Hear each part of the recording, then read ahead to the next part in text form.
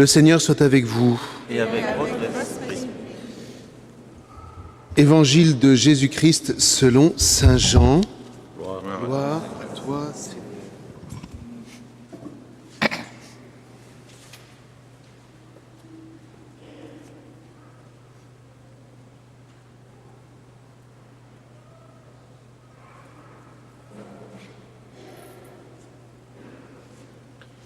En ce temps-là, Jésus s'en alla au mont des Oliviers. Dès l'aurore, il retourna au temple, comme tout le peuple venait à lui, il s'assit et il se mit à enseigner. Les scribes et les pharisiens lui amènent une femme qu'on avait surprise en situation d'adultère. Ils la jettent au milieu et ils disent à Jésus, « Maître, cette femme a été surprise en flagrant délit d'adultère. Or, dans la Torah, Moïse nous a ordonné de lapider ces femmes-là. Et toi, que dis-tu » Il parlait ainsi pour le mettre à l'épreuve, afin de pouvoir l'accuser. Mais Jésus s'était baissé et du doigt il écrivait sur le sol. Comme on persistait à l'interroger, il se redressa et il leur dit, « Celui d'entre vous qui est sans péché, qu'il soit le premier à lui jeter une pierre. » Il se baissa de nouveau et il écrivait sur le sol. Eux, après avoir entendu cela, s'en allaient un par un, en commençant par les plus âgés. Jésus resta seul avec la femme, toujours là, au milieu. Il se redressa et il lui demanda, « Femme, où sont-ils donc? Personne ne t'a condamné ?»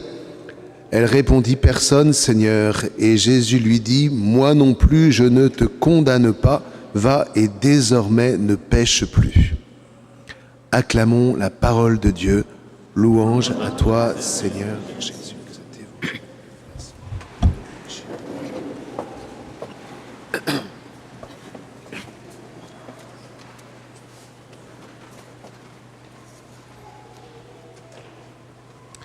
Voilà.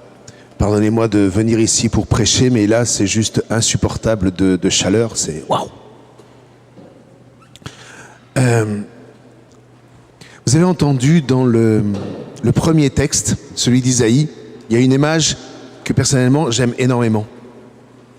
Cette image, c'est l'effondrement dans la mort de ceux qui veulent donner la mort. Hein? Le texte est assez beau. C'est comme, vous imaginez d'abord, c'est les Hébreux qui essayent d'échapper à l'esclavage, et puis vous avez les Égyptiens qui sont derrière pour les récupérer. Hein, selon leur propre loi, ils ont raison d'ailleurs. Hein, voilà, des esclaves s'en vont, il faut que j'aille les rechercher. Et voilà qu'on vous donne cette image. Vous voyez, c'est comme si il y a l'armée qui se précipite sur ce chemin qu'a ouvert la mer, qui est un chemin de sable mouvant, et qui s'y enfonce pour y mourir. Et ça, c'est une très très belle image. Si tu donnes la mort, ne sois pas surpris de t'enliser dedans. Et ce n'est que justice. En revanche, si tu donnes la vie, ne sois pas surpris que la vie, effectivement, t'élève et te donne de faire les plus belles choses que tu puisses imaginer dans ton existence. Donc voilà, c'est cette image-là. Vous voyez, au nom de la justice, je me donne le droit de tuer ceux qui m'échappent, ceux qui échappent à ma loi. Eh bien, on retrouve un tout petit peu la même chose dans l'Évangile. Que se passe-t-il dans l'Évangile? Vous avez ces pharisiens qui sont des bons gars. Hein, moi, je ne veux pas entendre parler de comme quoi les pharisiens sont des méchants, etc. C'est tellement facile, tellement facile. Et on a fait les pires horreurs avec ce genre d'interprétation. Les pharisiens sont des bons gars et ils vivent la loi. Ils vivent la loi de Moïse et ils sont fidèles. Si nous étions fidèles déjà à la loi du Christ, ce serait déjà pas si mal. Eux, ils sont fidèles à la loi de Moïse. Or, effectivement, selon la loi de Moïse, quand une femme est surprise en flagrant délit d'adultère, eh bien, la loi demande à ce qu'elle soit lapidée. Voilà. Mais attention, parce que si tu veux appliquer la justice de la loi, de la Torah, à ce moment-là, il ne faudra pas que tu te plaignes si cette même justice de la Torah s'applique à toi. Donc, si tu veux lapider une femme pour son péché, fais attention que pour le tien, il ne t'arrive pas la même chose. Est-ce que vous comprenez? Il n'y a pas deux poids, deux mesures. Si tu veux que la justice soit appliquée, ben vas-y, jette la pierre. Mais attention, parce que cette pierre risque de revenir sur toi. Tu veux la justice pour les autres, ça veut dire que tu veux la justice pour toi. Ça paraît logique, non? Voilà. Et donc c'est ça, un des grands enseignements de ce passage de l'Évangile, c'est vraiment ça. C'est-à-dire, c'est d'abord vis-à-vis des pharisiens, est-ce que il faut appliquer en toute rigueur et toujours la justice? Vous connaissez l'adage, trop de justice tue la justice. Tu veux, et ça nous touche de près, parce que souvent, nous avons notre propre conception de la justice. Et juste ce que nous trouvons juste. C'est précisément le grand danger de l'arbre de la connaissance du bien et du mal. À y goûter, je vais faire en sorte que moi, alors, je me mets sous l'égide de Dieu, mais en réalité, ce n'est pas vraiment la justice de Dieu, c'est ma justice que je veux appliquer. Et à quoi je le vois? C'est que quand ma justice n'est pas appliquée, je deviens méchant. C'est-à-dire, je cherche à tuer celui qui ne correspond pas à ma justice. Mais attention, parce que là, les textes sont très très clairs. Vous voyez, si tu vas sur ce chemin-là, tu te laisseras embourber et la mort te recouvrira. Et donc, la leçon de Jésus vis-à-vis des pharisiens qui veulent appliquer leur justice, c'est de leur dire, il y a un pas supplémentaire. Et ce pas supplémentaire, c'est la miséricorde. Je vous rappelle que la miséricorde, c'est lorsque vous voyez quelqu'un qui est pris qui est empêtré dans sa vie, qui est bloqué dans sa vie et qui pose des actes qui ne donnent pas la vie.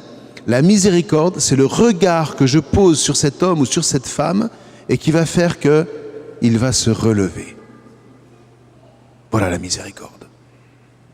Normalement, c'est le regard qu'on attend de tout papa, de toute maman vis-à-vis de ses enfants, par exemple. Des enfants qui n'arrêtent pas de se chamailler, qui n'arrêtent pas de faire pique-pendre. Le regard que pose sur lui le père ou la mère décidera pour lui s'il est condamné ou s'il est relevé. Or, le parti pris de Jésus, c'est de toujours relever. Et c'est ce qu'il va faire. Vous voyez, l'enseignement des pharisiens, c'est vous avez raison, en toute rigueur de justice, appliquez-la. Mais attention, elle reviendra vers vous. Donc que celui qui n'a jamais péché lance la première pierre. Voilà. Et là, ils se retirent, parce que ça veut dire qu'ils ont compris la leçon. Vous savez, les pharisiens ne sont pas fermés nécessairement. Hein. Ils ont compris. La question est que nous, on a compris? Nous qui sommes si prompts à porter des jugements de condamnation. Et puis ensuite, non, ça ne veut pas dire que Jésus est simplement bonne patte, parce qu'il est très exigeant vis-à-vis de la femme adultère. Parce qu'il lui dit quoi? Il lui dit, moi non plus, t'ont-ils condamné? Non, moi non plus je ne te condamne pas, mais il ne la renvoie pas en disant, allez, on oublie, vis ta vie. Ah non, non, non. Il lui dit, va, et maintenant, ne pêche plus. C'est-à-dire, il rétablit, il la remet dans la justice de la Torah. Il n'enlève pas la justice de la Torah, mais la miséricorde te redonne de vivre selon la justice de la Torah, qui est une justice de vie, qui donne la vie. Mais pour pouvoir le vivre, il faut s'attacher à Jésus, et nous savons que cette femme va s'attacher particulièrement à Jésus, puisque la tradition veut que cette femme soit, entre autres, Marie-Madeleine. Elle va s'attacher à Jésus. Et elle va faire cette expérience que saint Paul fait, décrit dans le passage que nous avons entendu. Vous voyez, à partir du moment où où le Christ est venu à ma rencontre, alors il dit, j'ai tout perdu, mais c'est une manière de dire, je me suis attaché à l'essentiel, c'est-à-dire que le reste, tout ce qui est de l'ordre de la convoitise, je vous rappelle que la convoitise est meurtrière, tout ce qui est de l'ordre de la convoitise ou des jugements péremptoires, etc., j'en ai été libéré. Et voyez, cette semaine, avec quelques-uns, on va vivre une semaine de jeûne. Alors personnellement, c'est pas la première fois que je me livre à ce genre d'exercice. Et ce que j'observe, alors il faut pas faire cet exercice parce que ça remet la ligne, hein, c'est pas le but. Voilà. Mais ce que j'observe, c'est qu'au bout de 2-3 jours, bon, les 2 premiers jours sont un petit peu difficiles parce que voilà. Et puis au bout de 3-4 jours, vous êtes libéré de quelque chose. Et c'est très intéressant. Vous savez, quand vous vous baladez dans les magasins, style boucherie ou je sais pas quoi, et que, par exemple, il y a une choucroute qui est en train de cuire, ça excite les papilles, vous êtes tenté parce que le gras, qui est un exhausteur de goût, je suis sûr qu'il y en a déjà qui salivent. Vous voyez ? Parce qu'on est attiré par le gras. Eh bien, la vertu du jeûne, quand on le pratique sérieusement, c'est qu'au bout de 3-4 jours, on peut bien vous plonger le nez dans la choucroute, vous n'êtes plus atteint par le gras. Vous n'avez plus envie du gras, vous êtes libéré du gras. Vous voyez ?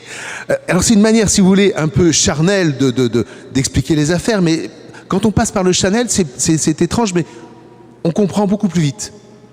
Donc vous voyez, s'attacher au Christ, pour saint Paul, c'est non pas avoir tout perdu au sens d'une désolation, mais c'est avoir tout perdu, c'est-à-dire ne plus être attiré par le gras spirituel.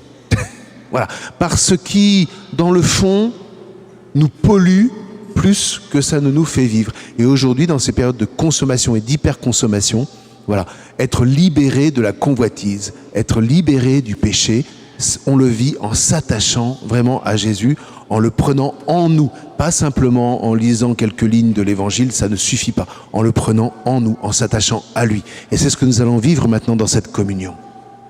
Dans cette communion, le Seigneur nous dit « Je ne te condamne pas ». C'est la grande vertu de la confession. Je ne te condamne pas, mais maintenant que je te regarde avec ce regard de Dieu sur toi qui te relève, va et ne pêche plus.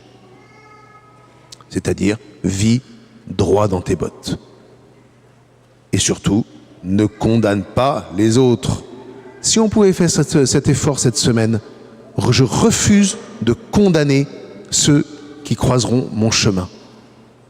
Et si c'était par un effet de la grâce, si ça pouvait se prolonger au-delà d'une semaine, je pense qu'on ne perdrait pas notre temps. Ouais. Et si on pouvait même chanter la gloire de Dieu à Pâques en se disant « Waouh, avec cet effort de ne pas condamner, j'ai perdu le goût de condamner grâce au Christ. » Eh bien là, il y aurait de quoi chanter Alléluia 18 000 fois. Que le Seigneur nous accorde cette grâce, mais déjà, pour aujourd'hui, qu'il nous attache à lui, qu'il nous attache à sa miséricorde, car moi non plus, je ne te condamne pas. Mais va, après cette messe, et ne pêche plus. Amen.